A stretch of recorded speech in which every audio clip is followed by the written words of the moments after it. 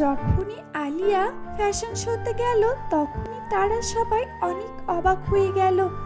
আর যখনই কিয়ারা আলিয়াকে দেখলো অনেক বেশি রেগে গেল। কি ব্যাপার, আমি না ওর চুলগুলো কেটে দিয়েছিলাম, এখন আবার ওর চুলগুলো এত লম্বা হয়ে গেল কিভাবে? আর আলিয়ার সঙ্গে সে অনেক খারাপ আচরণ করতে থাকে। কিরে, আমি তো তোর চুলগুলো কেটে দিয়েছিলাম, এখন আবার তোর চুলগুলো বড় হয়ে গেল কিভাবে? ও আচ্ছা, তুমি এই কাজটা করেছো।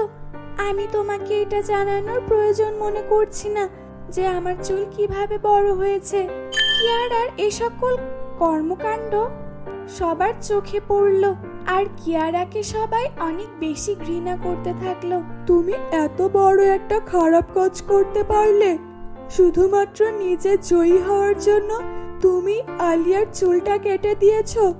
আসলে তোমাকে এই ফ্যাশন শোতে রাখাই আমাদের সম্ভব না, তুমি এখান থেকে চলে যাও। এরপরে কিয়ারা অনেক কান্না করতে করতে সেখান থেকে চলে গেল।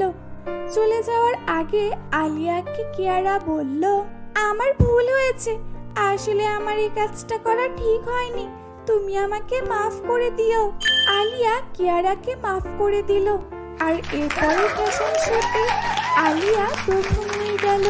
আর এরপর থেকে আলিয়ার নাম আরো বেশি হয়ে গেল পুরো দেশব্যাপী। আর এরপর থেকে আলিয়া অনেক হাসি খুশি ভাবে থাকতে শুরু করলো।